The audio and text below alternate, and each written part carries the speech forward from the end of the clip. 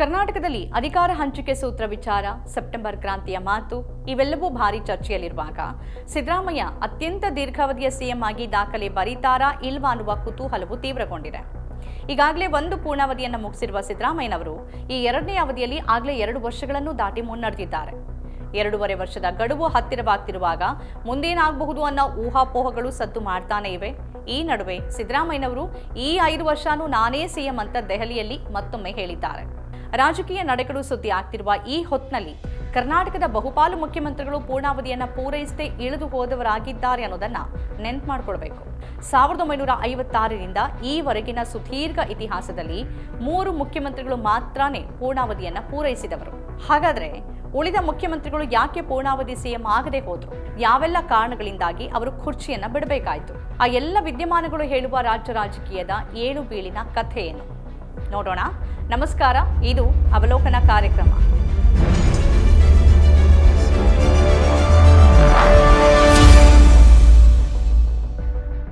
ಕರ್ನಾಟಕದಲ್ಲಿ ಈವರೆಗೆ ಮುಖ್ಯಮಂತ್ರಿ ಹುದ್ದೆಗೆ ಏರಿದವರು ಒಟ್ಟು 23 ನಾಯಕರು. ಅವರಲ್ಲಿ 9 ಮಂದಿಯನ್ನು ಹೊರತುಪಡಿಸಿದ್ರೆ ಉಳಿದವರೆಲ್ಲರೂ ಕಾಂಗ್ರೆಸ್ನವರು. ಹಾಗೆಯೇ ಪೂರ್ಣಾವಧಿ ಪೂರೈಸಿದ 3 ಮುಖ್ಯಮಂತ್ರಿಗಳು ಕೂಡ ಕಾಂಗ್ರೆಸ್ನವರೇ ಆಗಿದ್ದಾರೆ. ಇನ್ನು ದೀರ್ಘಾವಧಿ ಸಿಎಂ ಆಗಿದ್ದವರ ಪಟ್ಟಿಯನ್ನ ನೋಡಿದ್ರೆ ಅಲ್ಲಿಯೂ ಕಾಂಗ್ರೆಸ್ಸಿಗರೇ ಇದ್ದಾರೆ.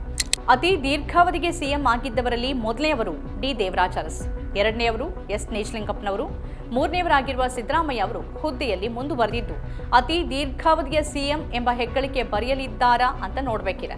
ರಾಜ್ಯದ ಈವರೆಗಿನ ಅತಿ ದೀರ್ಘಾವಧಿಯ ಮುಖ್ಯಮಂತ್ರಿಯಾಗಿರುವ ದೇವರಾಜ ಅರಸ್ ಅವರ ದಾಖಲೆ ಸರಿಗಟ್ಟೋಕೆ ಸಿದ್ದರಾಮಯ್ಯ ಅವರು ಈಗಿನ ಸೆಪ್ಟೆಂಬರ್ ಕ್ರಾಂತಿ, ನವೆಂಬರ್ ಕಂಟಕಗಳನ್ನೆಲ್ಲ ಗೆದ್ದು ಮುಂದೆ ಹೋಗಬೇಕಿದೆ. ದೇವರಾಜ ಅರಸ್ ಅವರು 2 ಬಾರಿ ಮುಖ್ಯಮಂತ್ರಿ ಆಗಿದ್ದವರು ಮತ್ತು 2792 ದಿನಗಳವರೆಗೆ ಅಂದ್ರೆ ಸುಮಾರು 7 ವರ್ಷ 7 ತಿಂಗಳುಗಳ ಕಾಲ ಸಿಎಂ ಹುದ್ದೆಯಲ್ಲಿದ್ದರು. ಸಿದ್ದರಾಮಯ್ಯ ಕೂಡ 2ನೇ ಬಾರಿಗೆ ಮುಖ್ಯಮಂತ್ರಿಯಾಗಿ ಅಧಿಕಾರದಲ್ಲಿದ್ದಾರೆ. ಈ 2ನೇ ಅವಧಿಯಲ್ಲಿ ಈಗಾಗಲೇ 2 ವರ್ಷಗಳನ್ನ ಪೂರೈಸಿ ಮುನ್ನಡೆದಿದ್ದಾರೆ. ಅವರು ಮೇ ತಿಂಗಳಲ್ಲೇ 7 ವರ್ಷಗಳನ್ನ ಪೂರೈಸಿ ಆಗಿದೆ. ಎಲ್ಲವೂ ಸರಿಯಾಗಿ ನಡೆದರೆ ಜನವರಿ 6, 2026ರಂದು ದೇವರಾಜ ಅರಸು ಅವರ ದಾಖಲೆಯನ್ನ ಸಿದ್ದರಾಮಯ್ಯ ಸರಿಗಟ್ತಾರೆ. ಆದರೆ ಅದನ್ನೂ ಮೀರಿ 10 ವರ್ಷಗಳನ್ನೇ ಅಧಿಕಾರದಲ್ಲಿ ಪೂರೈಸಿ ಹೊಸ ದಾಖಲೆ ಬರೆಯೋದು ಸಿದ್ದರಾಮಯ್ಯ ಅವರ ಬಯಕೆಯಾಗಿದೆ.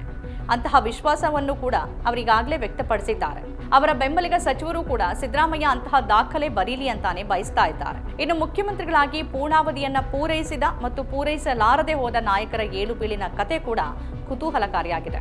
ಕರ್ನಾಟಕದ ಇತಿಹಾಸದಲ್ಲಿ ಕೇವಲ 3 ಮಂದಿ ಮುಖ್ಯಮಂತ್ರಿಗಳು ಈವರೆಗೆ ಪೂರ್ಣಾವಧಿ ಪೂರೈಸಿದವರಾಗಿದ್ದಾರೆ ಮತ್ತು ಅವರೆಲ್ಲರೂ ಕೂಡ ಕಾಂಗ್ರೆಸ್ನಿಂದಾನೇ ಬಂದವರು.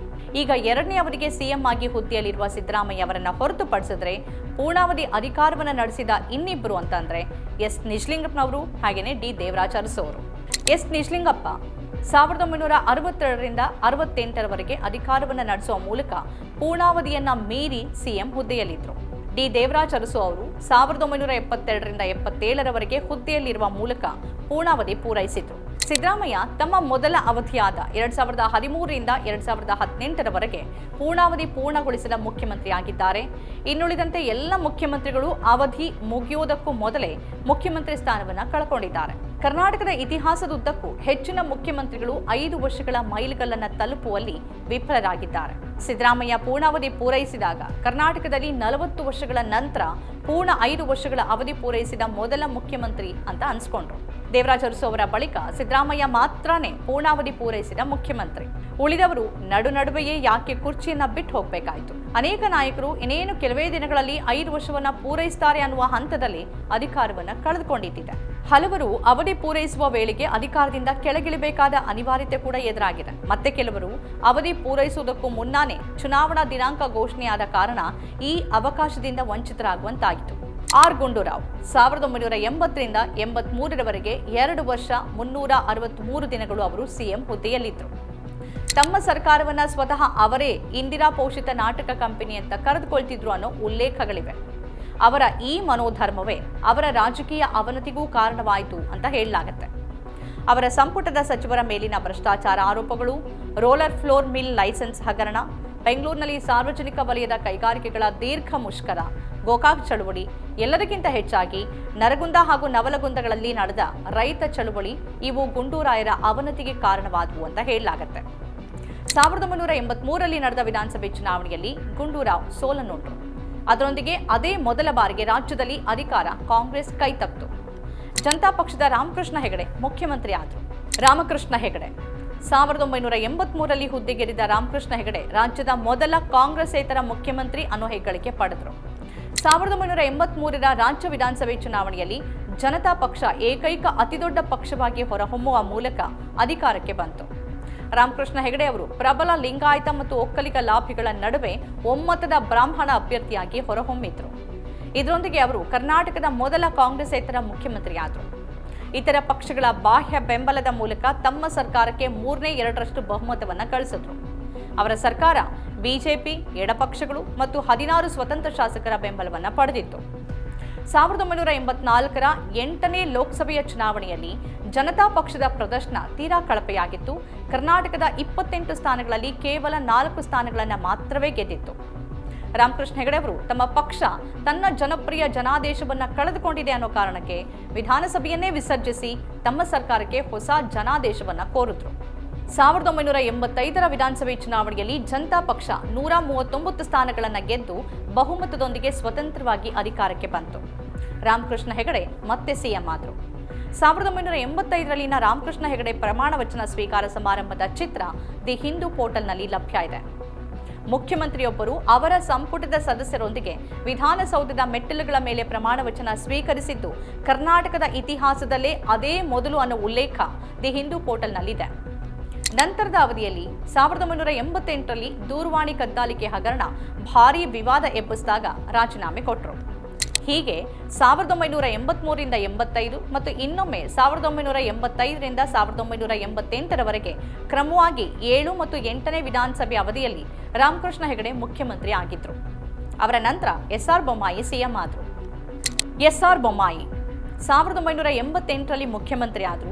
ಆದರೆ 1989ರ ಏಪ್ರಿಲ್ ತಿಂಗಳಲ್ಲಿ ಅಂದರೆ ಅವರು ಮುಖ್ಯಮಂತ್ರಿಯಾಗಿ ಕೇವಲ 9 ತಿಂಗಳಾಗಿದ್ದಾಗ ಕೆಲ ಶಾಸಕರು ರಾಜ್ಯಪಾಲರನ್ನ ಭೇಟಿ ಮಾಡಿ ಬೊಮ್ಮಾಯಿ ಸರ್ಕಾರಕ್ಕೆ ನೀಡಿದ ಬೆಂಬಲವನ್ನು ಹಿಂಪಡೆಯೋದಾಗಿ ಹೇಳಿದ್ರು. ಇದರ ಬೆನ್ನಲ್ಲೇ ರಾಜ್ಯಪಾಲರನ್ನ ಭೇಟಿ ಮಾಡಿದ ಎಸ್.ಆರ್. ಬೊಮ್ಮಾಯಿ ಬಹುಮತ ಸಾಬೀತಿಗೆ ಸಮಯಾವಕಾಶ ಕೋರಿದ್ರು. ಆದರೆ ಮರುದಿನವೇ ರಾಜ್ಯ ಸರ್ಕಾರವನ್ನು ವಜಾ ಮಾಡಿ ರಾಷ್ಟ್ರಪತಿ ಆಳ್ವಿಕೆಗೆ ರಾಜ್ಯಪಾಲ ವೆಂಕಟಸುಬ್ಬಯ್ಯ ಶಿಫಾರಸನ್ನ ಮಾಡಿದ್ರು ಮತ್ತು ರಾಷ್ಟ್ರಪತಿ ಆಳ್ವಿಕೆಯನ್ನು ಘೋಷಣೆಯಾಗೇ ಬಿಡಿತು. ಅಲ್ಲಿಗೆ ಎಸ್.ಆರ್. ಬೊಮ್ಮಾಯಿ ಅವರ ಸರ್ಕಾರ 9 ತಿಂಗಳಲ್ಲಿ ಪತನ ಆಗಿತ್ತು. ಇದರ ವಿರುದ್ಧ ಹೈಕೋರ್ಟ್ನಲ್ಲೂ ಸೋಲು ಕಂಡ ಬೊಮ್ಮಾಯಿ ಅವರು ಕಡೆಗೆ ಸುಪ್ರೀಂ ಕೋರ್ಟ್ ಕದ ತಟ್ಟಿದ್ರು. ಪ್ರಕರಣವನ್ನು ಕೂಲಂಕುಷವಾಗಿ ಪರಿಶೀಲಿಸಿದ ಸುಪ್ರೀಂ ಕೋರ್ಟ್ ಸರ್ಕಾರವೊಂದು ಬಹುಮತವನ್ನು ಹೊಂದಿದೆಯೋ ಇಲ್ವೋ ಅನ್ನೋದನ್ನ ನಿರ್ಧಾರ ಮಾಡೋದು ವಿಧಾನಸಭೆಯ ಅಧಿವೇಶನವೇ ಹೊರತು ರಾಜಭವನ ಅಲ್ಲ ಅಂತ ಹೇಳ್ತು. ಸಂವಿಧಾನದ 356ನೇ ವಿಧಿ ರಾಷ್ಟ್ರಪತಿಗೆ ನೀಡಿರುವುದು ಷರತ್ತುಬದ್ಧ ಅಧಿಕಾರವನ್ನೇ ಹೊರತು ಪರಮಾಧಿಕಾರವನ್ನಲ್ಲ ಅನ್ನೋ ಐತಿಹಾಸಿಕ ತೀರ್ಪನ್ನು ನೀಡಿತು. ಈ ಐತಿಹಾಸಿಕ ತೀರ್ಪು ಬೊಮ್ಮಾಯಿ ಪ್ರಕರಣ ಅಂತಾನೇ ಹೆಸರಾಗಿದೆ. ರಾಷ್ಟ್ರಪತಿ ಆಡಳಿತ ಹೇರುವ ಮೂಲಕ ರಾಜ್ಯ ಸರ್ಕಾರಗಳನ್ನು ಮಣಿಸುವ ಹುನ್ನಾರವನ್ನು ತಡೆಗಟ್ಟುವ ಸಂವಿಧಾನದ ಪರಿಚ್ಛೇದ 356ರ ದುರ್ಬಳಕೆ ವಿರುದ್ಧ ಸುಪ್ರೀಂ ಕೋರ್ಟ್ ಪ್ರಕಟಿಸಿದ ಐತಿಹಾಸಿಕ ತೀರ್ಪು ಇದಾಗಿದೆ. ವೀರೇಂದ್ರ ಪಾಟೀಲ್ 1989ರಲ್ಲಿ 2ನೇ ಬಾರಿಗೆ ಸಿಎಂ ಹುದ್ದೆಗೇರಿದ್ದ ಪಾಟೀಲ್ ಅವರನ್ನ ರಾಜೀವ್ ಗಾಂಧಿ ಸೂಚನೆ ಮೇರೆಗೆ ಕಾಂಗ್ರೆಸ್ ಪಕ್ಷ ಏಕಾಏಕಿ ಸಿಎಂ ಹುದ್ದೆಯಿಂದ ಕಿತ್ತಾಕಿತ್ತು. ಬೆಂಗಳೂರಿನಲ್ಲಿ ಅವರನ್ನ ಭೇಟಿಯಾಗಿ ಆರೋಗ್ಯ ವಿಚಾರಿಸಿದ್ದ ಅದೇ ರಾಜೀವ್ ಗಾಂಧಿ ವಿಮಾನ ನಿಲ್ದಾಣದಿಂದ ದೆಹಲಿಗೆ ಮರಳುವಾಗ ಬೇರೆಯದ್ದೇ ಸೂಚನೆ ಕೊಟ್ಟು ಪಾಟೀಲ್ರಿಗೆ ಆಘಾತವನ್ನು ಉಂಟು ಮಾಡಿದ್ರು. ಅವರಿಗೊಂದು ಮಾಹಿತಿಯನ್ನೂ ನೀಡದೆ ಅನಾರೋಗ್ಯದ ನೆಪವೊಡ್ಡಿ ಸಿಎಂ ಹುದ್ದೆಯಿಂದ ಅವರನ್ನ ತೆಗೆದುಹಾಕಲಾಯಿತು. ಅವತ್ತಿನಿಂದಲೂ ಅಂಟಿಕೊಂಡ ಲಿಂಗಾಯತ ವಿರೋಧಿ ಆರೋಪದಿಂದ ಕಾಂಗ್ರೆಸ್ ಇವತ್ತಿಗೂ ಮುಕ್ತ ಆಗಿಲ್ಲ. ಎಸ್. ಬಂಗಾರಪ್ಪ 1990ರಲ್ಲಿ ರಾಜೀವ್ ಗಾಂಧಿ ಆದೇಶದ ಮೇರೆಗೆ ಪಾಟೀಲ್ ಅವರನ್ನ ಪದಚ್ಯುತಗೊಳಿಸಿದ ನಂತರ ಬಂಗಾರಪ್ಪ ಅವರನ್ನ ಮುಖ್ಯಮಂತ್ರಿಯನ್ನಾಗಿ ನೇಮಿಸಲಾಯಿತು. ಆದರೆ 1992ರಲ್ಲಿ ಬಂಗಾರಪ್ಪ ಅವರ ಜಾಗಕ್ಕೆ ವೀರಪ್ಪ ಮೊಯ್ಲಿ ಅವರನ್ನ ತರಲಾಯಿತು. ಕ್ಲಾಸಿಕ್ ಕಂಪ್ಯೂಟರ್ಸ್ ಹಗರಣದ ಕಳಂಕ ಅವರ ಅಧಿಕಾರಾವಧಿಯನ್ನ ಕಾಡಿತ್ತು. ಕಡೆಗೆ ಅದರಿಂದ ಮುಕ್ತರಾದ್ರು ಅನ್ನೋದು ಬೇರೆ ವಿಚಾರ. ಆದರೆ ಕಾವೇರಿ ಗಲಭೆ ನಿರ್ವಹಿಸುವಲ್ಲಿ ಅವರ ಸರ್ಕಾರ ವಿಫಲವಾದದ್ದು ಅವರ ಪದಚ್ಯುತಿಗೆ ಕಾರಣ ಆಗಿತ್ತು. ವೀರಪ್ಪ ಮೊಯ್ಲಿ 1992ರಲ್ಲಿ ಮೊಯ್ಲಿ ಸಿಎಂ ಹುದ್ದೆಗೇರಿದ್ರು. 1994ರಲ್ಲಿ ನಡೆದ ವಿಧಾನಸಭೆ ಚುನಾವಣೆಯಲ್ಲಿ ಜನತಾದಳ ಗೆಲ್ಲೋದ್ರೊಂದಿಗೆ ರಾಜ್ಯದಲ್ಲಿ ಮತ್ತೊಮ್ಮೆ ಅಧಿಕಾರ ಕಾಂಗ್ರೆಸ್ ಕೈತಪ್ಪಿತು. ಎಚ್.ಡಿ. ದೇವೇಗೌಡ 1994ರಲ್ಲಿ ಮುಖ್ಯಮಂತ್ರಿಯಾಗಿ ಅಧಿಕಾರವನ್ನು ವಹಿಸಿಕೊಂಡ ದೇವೇಗೌಡರ ಪಾಲಿಗೆ ಈ ದೇಶದ ಪ್ರಧಾನಿಯಾಗುವ ಭಾಗ್ಯ ಅವರು ಬಯಸದೇನೇ ಬಂದಿತ್ತು. 1996ರಲ್ಲಿ ಯಾವುದೇ ಪಕ್ಷಕ್ಕೂ ಲೋಕಸಭೆಯಲ್ಲಿ ಸ್ಪಷ್ಟ ಬಹುಮತ ಇರಲಿಲ್ಲ. ಆಗ ಕಾಂಗ್ರೆಸ್ ಮತ್ತು ಬಿಜೆಪಿ ಹೊರತುಪಡಿಸಿದ ಪಕ್ಷಗಳ ಯುನೈಟೆಡ್ ಫ್ರಂಟ್ ಕಾಂಗ್ರೆಸ್ ಬೆಂಬಲದೊಂದಿಗೆ ಕೇಂದ್ರದಲ್ಲಿ ಸರ್ಕಾರ ರಚಿಸೋಕೆ ನಿರ್ಧರಿಸಿತು. ಅನಿರೀಕ್ಷಿತವಾಗಿ ದೇವೇಗೌಡರು ಸರ್ಕಾರದ ನೇತೃತ್ವ ವಹಿಸುವ ಅವಕಾಶ ಬಂದಿತ್ತು. ಭಾರತದ 11ನೇ ಪ್ರಧಾನಿಯಾಗಿ 1996ರ ಜೂನ್ 1ರಂದು ಅಧಿಕಾರವನ್ನು ವಹಿಸಿಕೊಂಡ ದೇವೇಗೌಡರು 1997ರ ಏಪ್ರಿಲ್ 21ರವರೆಗೆ ಅಧಿಕಾರದಲ್ಲಿದ್ದರು. ರಾಜ್ಯದಲ್ಲಿ ಮುಖ್ಯಮಂತ್ರಿಯಾಗಿ ಜೆಎಚ್ ಪಟೇಲ್ರು ಅಧಿಕಾರವನ್ನು ವಹಿಸಿಕೊಂಡು ಉಳಿದ ಅವಧಿಯನ್ನು ಪೂರೈಸಿದ್ರು. ಎಸ್ಎಂ ಕೃಷ್ಣ 1999ರ ಅಕ್ಟೋಬರ್ನಲ್ಲಿ ರಾಜ್ಯದ ಎಸ್ಎಂ ಕೃಷ್ಣ ನೇತೃತ್ವದ ಕಾಂಗ್ರೆಸ್ ಪಕ್ಷ ಗೆಲುವು ಸಾಧಿಸಿ ಸರ್ಕಾರವನ್ನು ರಚಿಸಿತ್ತು. ಆದರೆ ಇನ್ನೇನು ಪೂರ್ಣಾವಧಿ ಮುಗಿಸೋಕೆ ಕೇವಲ 5 ತಿಂಗಳು ಇದೆ ಅಂತ ಅನ್ನುವಾಗ ಲೋಕಸಭೆ ಚುನಾವಣೆ ಎದುರಾಗಿತ್ತು. ಹೀಗಾಗಿ ವಿಧಾನಸಭೆ ಚುನಾವಣೆಯೂ ಒಟ್ಟಿಗೆ ನಡೀಲಿ ಅನ್ನುವ ಉದ್ದೇಶದಿಂದ ಎಸ್ಎಂ ಕೃಷ್ಣ ವಿಧಾನಸಭೆಯನ್ನ ವಿಸರ್ಜನೆ ಮಾಡಿದ್ರು. ಹೀಗಾಗಿ ಪೂರ್ಣಾವಧಿ ಸಿಎಂ ಪಟ್ಟಿಗೆ ಅವರ ಹೆಸರು ಸೇರ್ಪಡೆಯಾಗುವುದು ತಪ್ಪೋಯ್ತು.